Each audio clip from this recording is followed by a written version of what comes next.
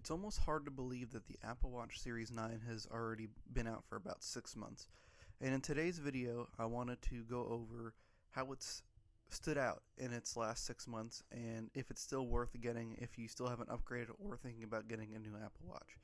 So I've written down a couple keynotes to go over to help you decide whether it's good, bad, if you want to upgrade or not, and my personal opinions over it the last 6 months.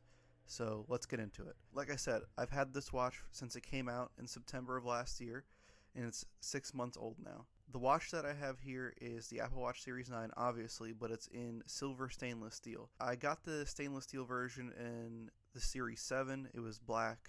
You've probably seen it in other videos that I have produced on this channel. And the reason why I went with the stainless steel version is because of the sapphire glass. And because it's sapphire, it's much stronger than the regular glass on the regular aluminum series.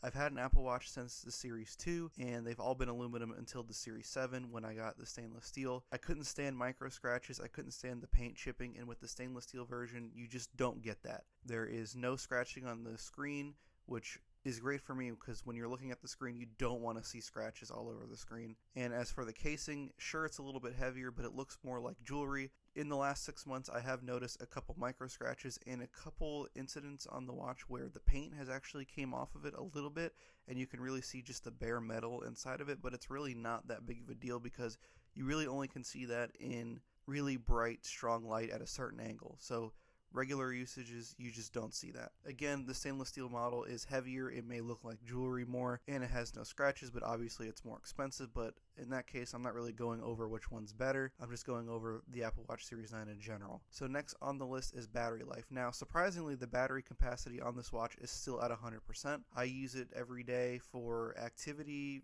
messages, looking at email, and sleeping. So I can easily go through a whole day. I will sleep with it the night before. I'll wake up probably to around 80% and work the whole day with it, and then charge it when I'm in the shower, usually around 40% all the way up to 100 to do sleep tracking, and that gets me through the day perfectly fine with the activities and everything that I do. So you will get all day battery life with this unless you're an LTE always, and usually for my walks I don't bring my phone, so I'm an LTE for about 15-20 minutes just in case someone needs to call or message me. And it drains the battery obviously more than just not using it, but it's really not that big of a deal. It probably takes away about 2 to 5% more than if I didn't, which really isn't that big of a deal. Even if you had to use LTE for a little bit longer throughout the day, it should make you through the day perfectly fine. And what I use the Apple Watch for the most is, like what I said, mostly for messaging, looking at emails, answering phone calls when my phone's away, activity, walking, and sleep tracking. Those are the things I use the most. I also have a lot of health issues, so I like to look at the blood oxygen, ECG, and as well as the heart rate.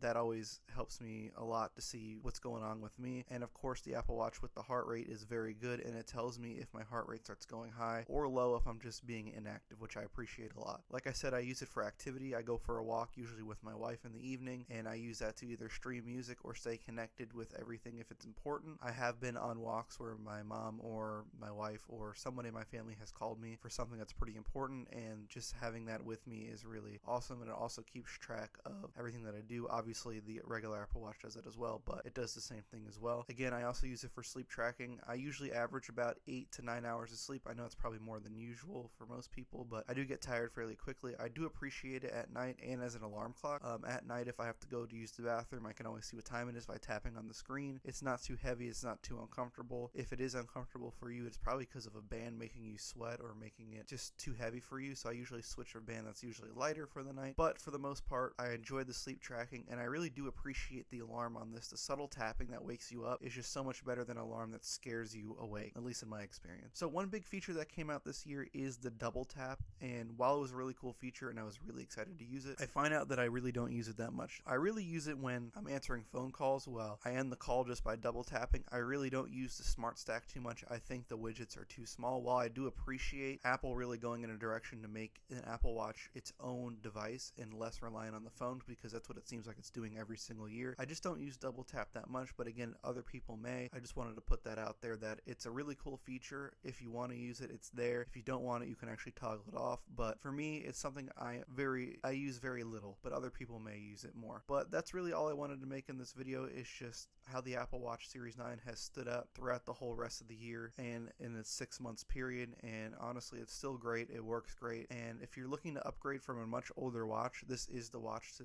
upgrade to. I think it's great. I think the battery life, the new features, the Taptic engine, the sleep tracking, the activity, all of it's really great. And that's usually what you get an Apple Watch for, so I think it'd be a really good review. Thanks guys for watching. I know it's been a long time since I posted a video. A lot of stuff in life has been happening, and I'm going to try to start getting back more into videos, but feel free to like, subscribe, and I'll see you guys in the next piece.